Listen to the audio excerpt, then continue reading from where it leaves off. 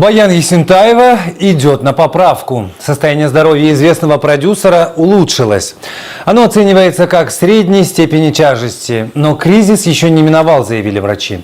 Сегодня 4-е сутки, как Баян лежит в отделении реанимации Талгарской районной больницы после побоев и ножевого ранения, нанесенных ей мужем. Больную сегодня активизировали.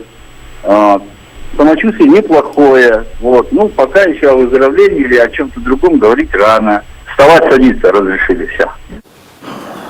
Баян Есентаеву доставили в больницу в тяжелом состоянии 10 июня. У нее диагностировали ножевое ранение, закрытую черепно-мозговую травму, гематому и травму глаза.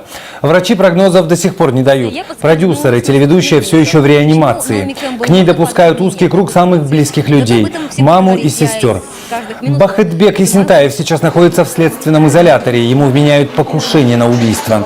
Свою вину мужчина признает. По данным полиции, он встретил Баян Есентаеву в аэропорту Алматы, посадил в машину, где она и подверглась избиению. Причиной семейной ссоры по материалам дела стала ревность.